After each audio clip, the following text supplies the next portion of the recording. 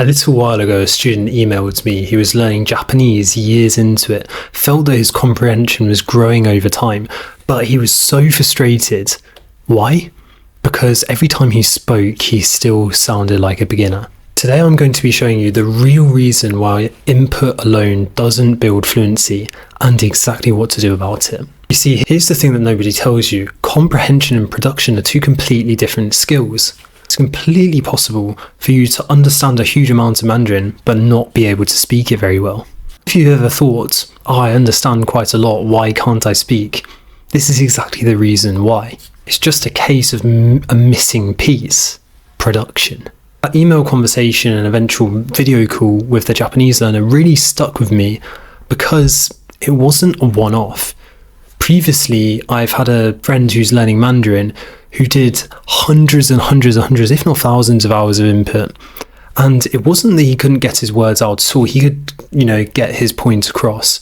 But he quickly found out that his tones were completely off and that what he was saying wasn't really natural in terms of sentence order. So you have two different people, two different languages, the same kind of pattern, years of loads and loads of input, but still struggling to speak. So what do we do about this? Well, there's this well-known idea in language acquisition that input really builds your understanding and really grows your kind of implicit knowledge of the language. And that I completely agree with, and we can't neglect that. That wasn't designed to be the whole system on its own. It's one part of the system. So there's this really big gap between how much you can understand and how much you can actually produce. And I like to call this the input-output gap. And let me tell you this, closing this gap is a completely different exercise to just going and watching another episode of TV.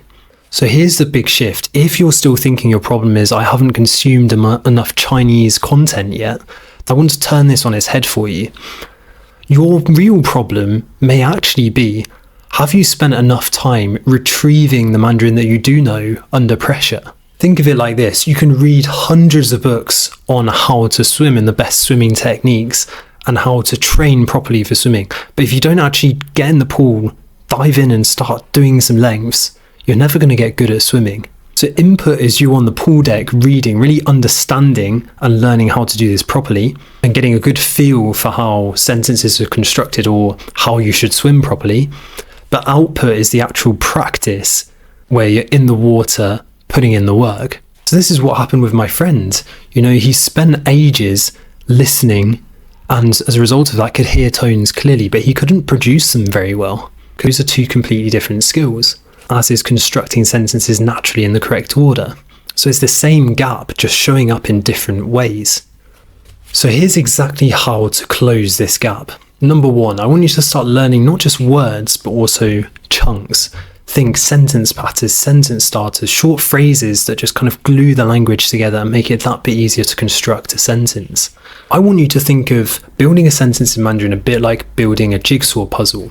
If you're using words, then you kind of have to, it's the equivalent of getting, let's say it's a 2,000 piece puzzle. It's getting one piece at a time and having to gradually work out from, the shape and the colors and the patterns, exactly where that should go on the board. And that's quite difficult to do. It's this idea that when you build word by word, you're kind of having to think on the fly how words fit together and different grammar rules and then try and construct the sentence. It's quite slow, right? But learning in chunks is the equivalent of having quite a few of these pieces already fitted together in a certain way for you. With building a jigsaw, the bigger that piece is, the easier it is to see where it actually fits in the whole picture on the board. Suddenly there's way less guessing and it just slots into place that bit easier. That's how it feels when you're building a sentence from chunks that you know. And to some extent, you don't even need to know the grammar behind the chunk because the chunk kind of comes built in with grammar. And this puzzle analogy is the whole idea behind my Chunking Chinese fluency trainer. That's why I think the chunks are really one of the fastest ways to kind of close this input-output gap for a lot of people. So I would highly recommend giving it a go, learning these chunks to try and help you with that. Number two is actually doing some retrieval practice. Now this can look different for everyone and it can be done in very many different ways. But one way you could do it is after listening to a podcast, just say out loud a few thoughts about the podcast, about what you remember from it, any new words or new phrases, try and make sentences with them. It's the act of actually forcing you to not just recognize and understand, but also to produce and to retrieve.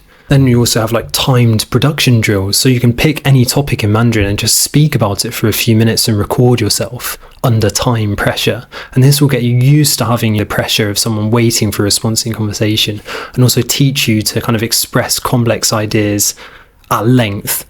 And over time, you'll get better and better at doing this, even though it might feel really hard at first.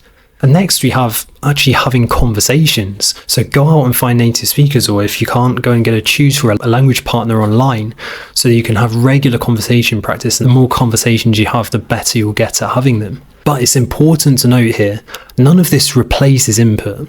You definitely need to be doing a lot of listening and reading to really get good at the language and build your implicit knowledge of the language. So if you're looking to close this input-output gap, I'd highly recommend checking out my free PDFs and my free 7-day course, which teach you a load of chunks, a load of Mandarin sentence starters and sentence patterns to help you build your sentences that bit easier. And I'm sure it will really help your production practice. So if you're interested, the link's in the description. So understanding Mandarin and producing Mandarin are two different skills that need, although they do have overlap, they need different styles of practice in order to get good at them. And once you start training both, you'll quickly find I can understand Mandarin but can't speak, that feeling kind of disappears quite quickly. So if you want the full system of exactly how I turn input into output, then I'd highly recommend checking out this video next, where I break that down in more detail.